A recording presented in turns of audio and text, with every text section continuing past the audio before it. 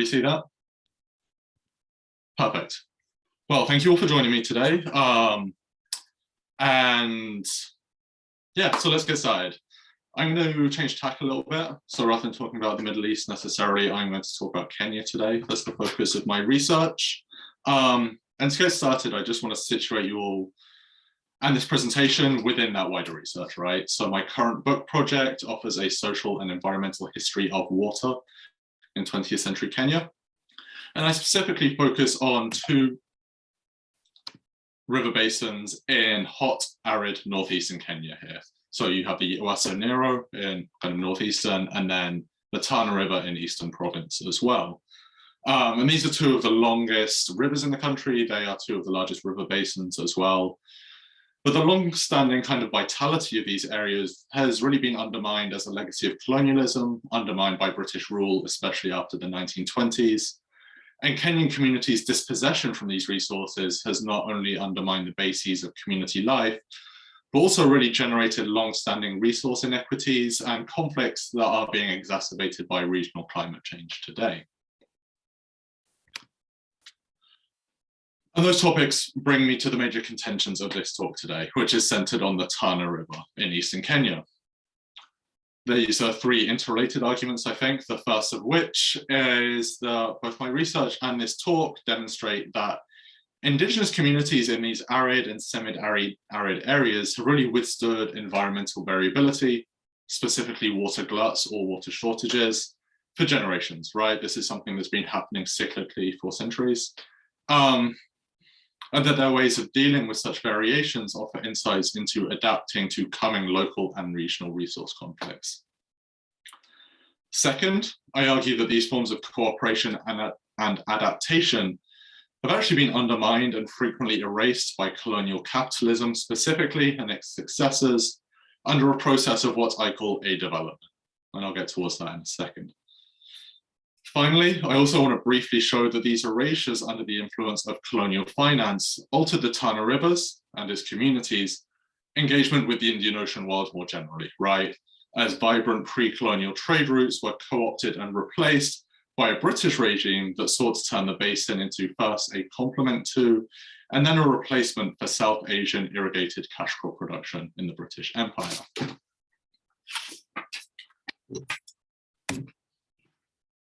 So let's get started. I promised I would explain this term in more detail, so I'll get to that first. The discrepancy between pre-existing forms of indigenous environmental thought in Kenya and the colonial, really economic materialist idea of water leads me to really the major intervention of my book work, right? Which is this concept of a development. So while Walter Rodney has famously convinced us of the potency of underdevelopment as a description of what Britain and Europe did to Africa, a development actually takes this a step further by drawing attention to the fallacy of development as both a linguistic and a material description here. To develop, definitionally, is to improve or to grow something. And for this reason, to talk of development in the colonial context is really to apply a catch-all term that fails to describe the very processes that took place. Naming this work done by colonialism as a development instead describes the scene of intervention from the perspective of communities, cultures, and forms of knowledge that were already present and were subsequently atomized or erased by colonialism. So in applying export-oriented goals onto communally managed and revered landscapes, British colonial development policy eliminated existing forms of environmental and economic life. And it's this kind of erasure that I refer to as a development here.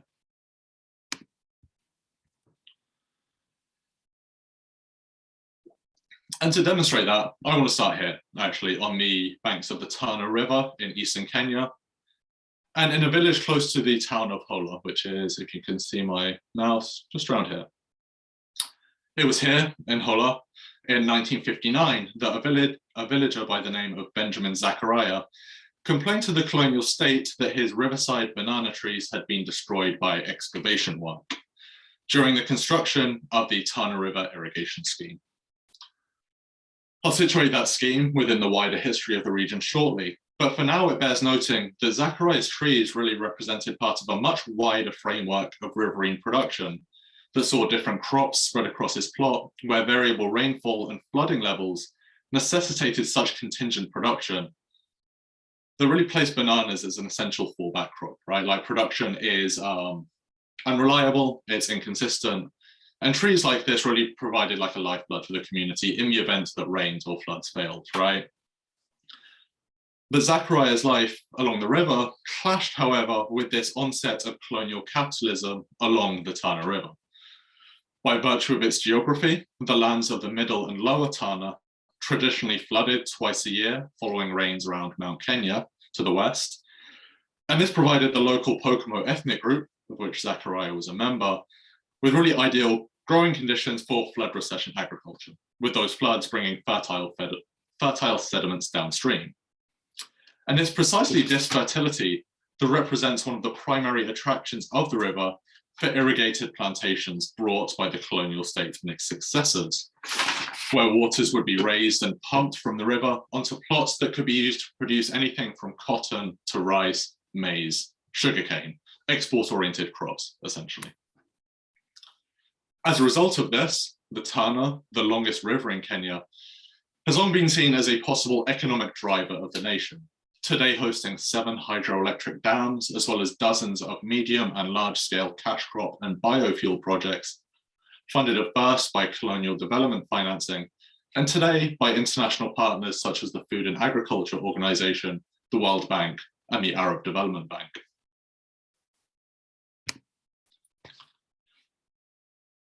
And these forms of external intervention, some of which I'll get to later, have really had dire consequences for the long-standing residents of this watershed. The Tana River plays host to 2 dominant ethnic groups, the Pocomo community practicing riverine agriculture, as I've mentioned, and the Orma pastoral community, descended from the wider Oromo diaspora in northern Kenya, southern Ethiopia, and who rely on the river and its seasonal streams for dry season watering and grazing. For the Pocomo in particular, numbering around 18,000 in 1940, 4 times that today, the riverine ecosystem is essential to their daily life. The vagaries of flood and rain meant that shifting agriculture took place across multiple sites along the river, with bananas on the high bank and maize or rice in the plains. And this meant that even if the weather or the flood did not occur, did not cooperate, something would grow, right? This is a means of survival. Furthermore, these villages and the local pastoral communities who lived alongside them negotiated and collaborated to mediate access to water and trade in goods here. Riverine plot holders would leave aside land for pastoralists to graze on the river where necessary, while grazing areas inland were also withheld from crops for those same herds. And these were demarcated with things such as rocks and beehives. And kind of the vitality of the Tana Basin also extends to the wider Indian Ocean world, right? As oral and archaeological evidence attests to the discovery of Chinese and Indian wares in the Tana Delta, especially, where local residents traded fish, baskets, and other riverine goods for overseas items in the pre-colonial period. But more than this very material kind of productive aspect, the centrality of the river is also kind of critical to the Pocomo and Orma centers itself. Here, the river serves as a crucial community member, housing local spirits, and featured heavily in funeral rites and ritual prayers for rains and crops, as elders ceremonially waded into its waters during Ngadisi ceremonies. This social, cultural, and productive importance of the river is perhaps best embodied by 2 proverbs. Water is a welcome guest, and the Tana is our brother. These forms of relationship were of course undermined during the colonial period as the Tana became a solely economic resource, as I'm about to show you. So from the arrival of British colonial rule in the region around 1895, the Tana had been pinpointed as a site of possible economic growth. According to one commentator, the river basin and delta could soon act as a Kenyan Nile, where the importation of irrigation expertise from particularly India could replicate the relative agricultural success of regions such as Bengali irrigation projects during the colonial period there. And indeed, these future interventions were precisely modeled on the Indian experience through the importation of colonial hydrographers and engineers. There is very much a commonality in approach here. Yet, although Pocomo production indicated fertility and some kind of productive capacity here, colonizers believed that the population itself was far too lazy to incorporate into a capitalist, export-oriented production system.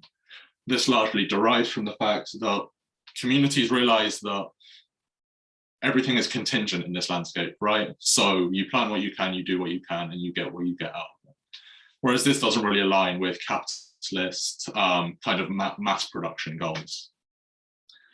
As such, between 1920 and 1953, the Kenyan government under the British undertook numerous surveys trying to figure out the best possible location for specifically an irrigation project on the river that would generate export income, as well as possibly acting as a site of resettlement for communities further inland who had been displaced by the arrival of Europeans in the first part of the 20th century. Many of these reports, including one by India-based engineers in 1934, concluded that the only hope for irrigated agriculture would be in the far north of the river, but that any project there would be too expensive and too impractical. This is kind of the constant refrain from every survey: too expensive, too impractical, nothing will ever work here. Nonetheless, investment is made, projects occur. The first of these occurs in 1952 around Hola, which you can see again here by the red circle, which had long been deemed actually inappropriate for irrigation due to the flatness of the land and the vast extent of the floodplain here.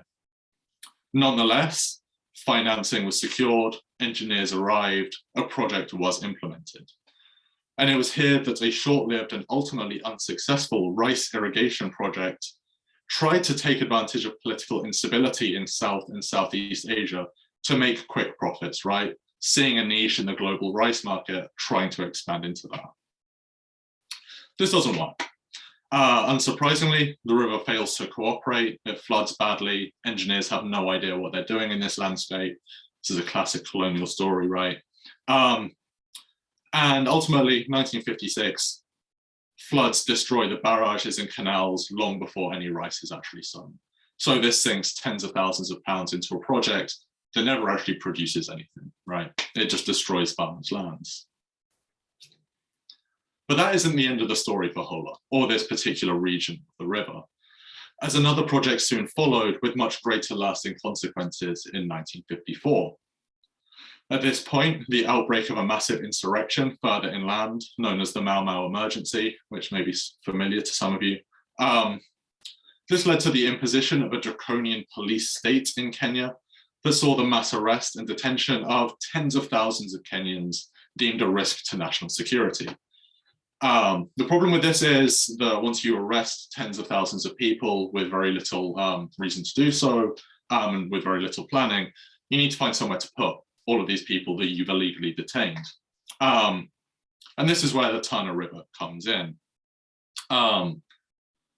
Because the Tana River offered uninhabited landscape, sparsely populated landscape, far from the more populated areas. So this was good for national security, right? But also there was some economic potential here because the state also needed to pay for the upkeep of this counterinsurgency war.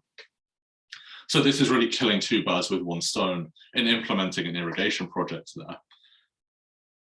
And so this is how the Tana River seemed to be kind of this perfect blend of allegedly empty rural territory and possible profitability, despite long-term concerns about actually the viability of economic growth there. So this is how the Tana River irrigation scheme, as what sprung up after 1956, came to be known. This site, this project, dispossessed Pocomo landholders and Orma residents of some 500 acres initially, whilst also destroying riverine farms during the construction of pumps, intake canals, things like this. So people's lands are being destroyed, they're rarely being paid. A lot of this is in the so-called native reserve as well.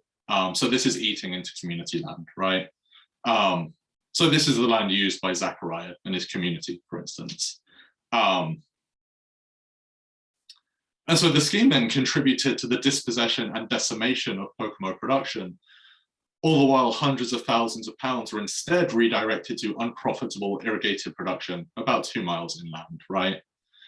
The community was also banned from residing on the irrigation scheme being built on this land. So this is solely kind of a prison camp that is geared towards experimental agriculture, trying to find out what will grow, what will produce enough cash for the colonial state.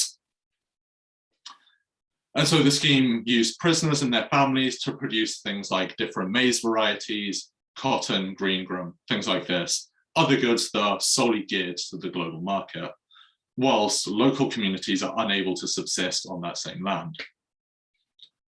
Ultimately, the capacity of this scheme maxes out about 250 detainees, prisoners and their families, each working on 4-acre plots. And this peak arrives in 1960. This comes after a massacre on the project of prisoners. This makes headline news across the world, ultimately contributes to the end of colonialism in Kenya, arguably the end of the British Empire as well. But that's kind of the death knell for this project. It's just hoovered up hundreds of thousands of pounds, dispossessed a lot of people, not really produced anything productive. And this unproductivity is perhaps unsurprising, right? The climate of the region is so hostile, with the heat and the wind specifically, that few of these crops prove profitable. Most of them burn in the sun. This is an issue with cotton especially. While the massive capital costs and investment in fertilizers mean that the scheme did not, and has largely failed to since, contribute meaningfully to the local or national economy. This is a white elephant of a project.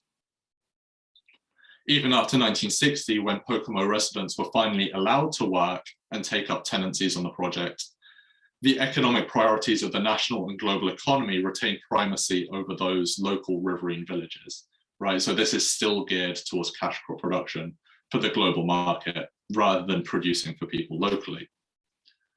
So in treating the Tana as solely as an economic resource, and by having that economic component as the sole value applied to its waters, national officials easily disregarded the relatively more productive and sustainable ecological relationships exercised by Pocomo and Orma groups.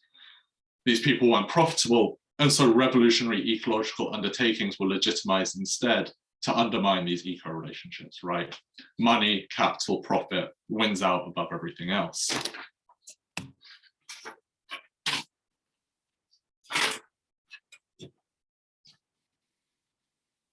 And so moving forward a little bit, independence in 1963 brought continuities in economic policy and approaches in the Tana River. As the project first passed into the hands of the Food and Agriculture Organization and then the Kenyan government in 1966 under the National Irrigation Board. And this is kind of the extent you can see here. You can see the map on the right-hand side. This is kind of the planning document. On the left is from Google Maps. You can kind of see this etched into the landscape here, right? And this extent, this is the 1970s extent as well. It hasn't really expanded since. This is about 1,500 acres being cultivated.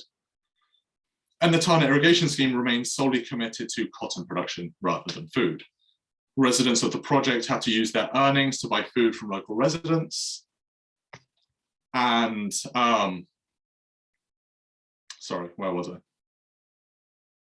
Residents of the project have to use their earnings to buy food from local residents who are producing in either much smaller riverine plots, as the annexation of riverine land continues apace, as I'll show in a moment, or from coastal traders who move through the area. Forgive me, I just need to stop this.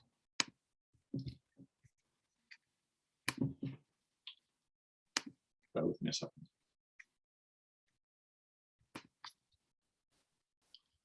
Some technical difficulties. There we go. There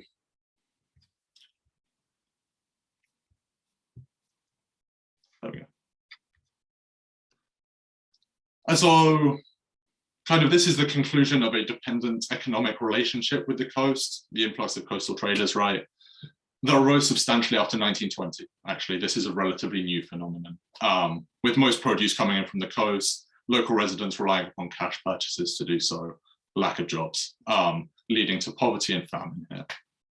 And this relative dearth of jobs or subsistence in the local region or in riverine villages across the length of the river more generally, means that as late as 1987, there are still waiting lists for plots on this scheme, right? This is the only form of possible employment, possible kind of cash earning in the area. And this is because the irrigated area only actually provides for about 300 to 400 tenants, right? This is relatively small, despite taking up a lot of land. But these waiting lists and cotton growth, which occasionally prove profitable, should actually not convince us that irrigation is successful here, no matter how much the World Bank tries to tell us otherwise today. The continued unprofitability of the scheme throughout the 70s and 80s that saw the government continually subsidize its operations to allow it to break even, continued right up until floods in 1989 that utterly destroyed this project, right? The river redirects, as reports in the 1930s had said it would. This leaves the project high and dry. Everybody leaves. This devastates the local economy. It's now just being restarted under Arab Development Bank funding, kind of attesting to the ways that irrigation remains central to the foreign and really governmental conception of growth on the river, right? So even though this has failed repeatedly, the unpredictability of the river has shown that it's not appropriate for this kind of production, this kind of export-oriented production. People are still willing to plow money into it anyway, just in case. Yet concurrently, we see today that Pocomo communities are again agitating against the state for both reparations in terms of land and the return of their own kind of family holdings, right? There are protests in the street, especially as there's an election this year. Community members are asking for land on the Tana irrigation scheme to be restored to local ownership, right? Much of the scheme remains unsettled and is farmed informally, yet access is still barred to most, despite this being viable agricultural land. Note that I actually said viable there, not profitable, right?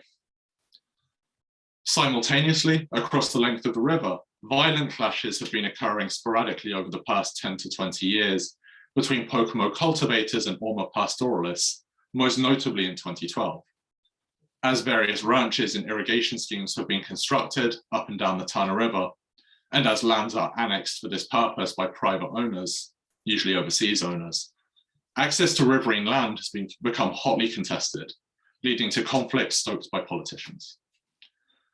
Both groups, both ethnic groups, are moving into the same marginal territory in search of grazing or agricultural land, while huge foreign direct investment projects like the Tana irrigation scheme continue to proliferate in order to try and make the Tana make money.